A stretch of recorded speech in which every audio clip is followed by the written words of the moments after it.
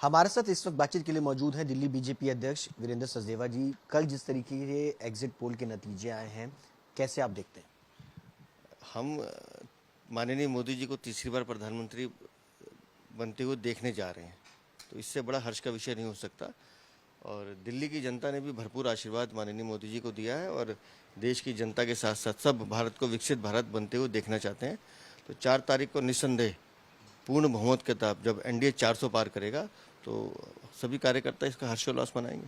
Specifically अगर बात करें दिल्ली की 7 सीटें हैं, उनमें से कहीं ना कहीं 1 से 2 सीटें फंसती हुई फिलहाल नजर आ रही हैं। आपको लगता है कि दिल्ली की 7 सीटों पर सेफली है? नहीं, दिल्ली को हमने बहुत अंदर से जिया है, हम तो खुद दिल्ली में पले बड़े हैं। मैं दिल्ली की जनता को इस बात की बधाई देता हूं कि दिल्ली ने भरपूर आशीर्वाद माननीय मोदी जी को दिया है और दिल्ली देश की राजधानी के साथ साथ देश की जनता के मूड भी समझती है। देश की जनता माननीय मोदी जी को तीसरी बार प्रधानमंत्री देखना चाहती है और दिल्ली उससे अछूती नहीं है। आप देखिएगा दिल्ली की 7 सीटों पर काफ़ी बड़े बहुमत से हमारे 7 प्रत्याशी जीतेंगे। संजय सिंह का कहना है कि ये जितने भी एग्जिट पोल हैं वो बीजेपी दफ्तर में तैयार किए गए। अगर वो इस तरह का कह रहे हैं तो वो आप पर और बाकी जितने भी मीडिया के इंस्टीट्यूट हैं उन सब पे एक लांछन लगा रहे हैं, आरोप लगा रहे हैं, तो जवाब आप लोगों को देना चाहिए। एक आखिरी सवाल, सोमनाथ भारती जी ने कहा है कि अगर प्रधानमंत्री नरेंद्र मोदी एक बार फिर तीसरी बार पीएम बनते हैं तो अपने सिर जो है वो मुंडवा लें। तो उनको कहिए वो 4 तारीख को तैयार रहें, 4 तारीख को तैयार रहें। मोदी जी तीसरी बार प्रधानमंत्री बनने जा रहे हैं और अगर इस काम में उनको कुछ हमसे भी मदद चाहिए तो बताइए, हम उसकी मदद करेंगे। एक्सिस माई इंडिया और इंडिया टुडे ग्रुप ने जो सर्वे किया है उसमें 400 पार का आंकड़ा दिख रहा है, जो बीजेपी लगातार कहती आ रही है। हमारे साथ डिप्टी सीएम ब्रजेश पाठक हैं। बहुत खुश होंगे आप, क्योंकि आप लोग जो कह रहे थे सर्वे भी यही दिखा रहा है। भारतीय जनता पार्टी तो प्रारंभ काल से ही लगातार इस बात को दोहरा रही है कि इस बार के चुनाव में एनडीए 400 पार करेगा, भारतीय जनता पार्टी 400 पार करेगी और जो आंकड़े आ रहे हैं लगभग उसी के पास हैं। लेकिन उत्तर प्रदेश के लिहाज से हम इस बात पर अभी कायम हैं कि हमारी सीटें 80 ही आएंगी। जब मतगणना शुरू होगी आप देखेंगे 11 से 12 के बीच में प्रचंड बहुमत के साथ एनडीए 80 की 80 सीटें उत्तर प्रदेश में जीतेगा।